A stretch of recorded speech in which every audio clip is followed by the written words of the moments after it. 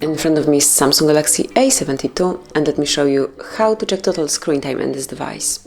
So at first let's open list of all apps, go to the settings then, and now locate digital well-being and parental controls. Smoothly mark it and go to digital well-being. And right in front of you you've got the stats regarding the usage of your phone or of your device.